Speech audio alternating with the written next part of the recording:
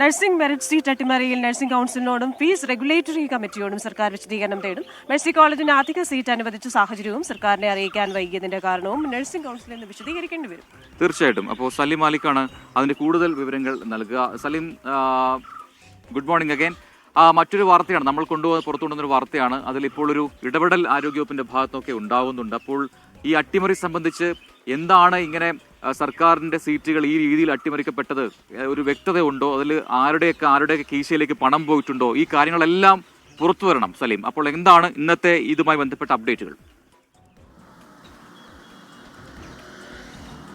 Prajin Christina, 24 ആ വാർത്ത പുറത്തു കൊണ്ടുവന്നതിന് പിന്നാലെയെങ്കിലും സർക്കാർ ഇടപെടുന്നു എന്നുള്ളതാണ്. ആദ്യഘട്ടത്തിൽ ഇതിൽ ഈ നഴ്സിംഗ് സീറ്റ് അട്ടിമറിയിൽ സർക്കാരിൻ്റെ കൂടി ഇടപെടൽ ഉണ്ടായിരുന്നു എന്നുള്ളതുൾപ്പെടെയുള്ള വിവരങ്ങളാണ് 24 പുറത്തു കൊണ്ടുവന്നത്. അതിനുശേഷമാണ് വളരെ വൈകിയെങ്കിലും അതിലൊരു തീരുമാനത്തിലേക്ക് എത്തുന്നത്, അതല്ലെങ്കിൽ അതിലൊരു അന്വേഷണത്തിലേക്ക് വിശദീകരണം തേടാനെങ്കിലും സർക്കാർ തയ്യാറാകുന്നത് എന്നുള്ളതാണ്. ഇപ്പോൾ രണ്ട് വ്യത്യസ്ത വിശദീകരണങ്ങളാണ് തേടാനിരിക്കുന്നത്. അതൊന്ന് നഴ്സിംഗ് കൗൺസിലിനോടാണ്, മറ്റൊന്ന് ഫീസ് റെഗുലേറ്ററി കമ്മീഷനോടാണ്. അതായത് നഴ്സിംഗ് കൗൺസിലിനോട് വിശദീകരണം തേടുന്നത് ഈ ഏറ്റവും അവസാന നിമിഷം, അതായത് നവംബർ 30 അഡ്മിഷൻ അവസാനിക്കാനിരിക്കെ നവംബർ 27 രാത്രിയിൽ അധിക സീറ്റ് അനുവദിച്ച് വാളക മേഴ്സി കോളേജിനായി അധിക സീറ്റ് അനുവദിക്കുന്നു. അതിനുശേഷം മെറിറ്റ് അഡ്മിഷൻ നടത്താതെ നേരിട്ട് ഇതുമായി ബന്ധപ്പെട്ട് മുഴുവൻ സീറ്റുകളും ഈ മാനേജ്മെന്റ് കോട്ടയിലേക്ക് അഡ്മിഷൻ നടത്തുന്നു എന്നുള്ളതാണ്. സാധാരണഗതിയിൽ ഈ 27 സീറ്റുകൾ അനുവദിച്ചാൽ അതിൽ 50% സീറ്റുകളും മെറിറ്റിലാണ് അഡ്മിഷൻ നടത്തേണ്ടത്. 15 സീറ്റും മെറിറ്റിൽ അഡ്മിഷൻ നടത്തേണ്ട സാഹചര്യത്തിലാണ് 27 സീറ്റും മാനേജ്മെന്റ് തന്നെ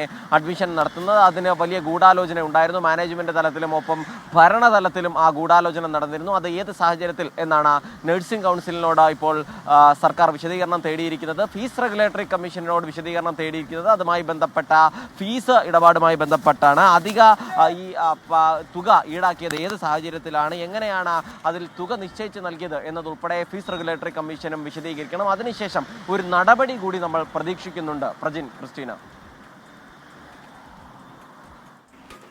സലീം മാലിക്കാണ് വിശദാംശങ്ങളുമായി ചേർന്നത്.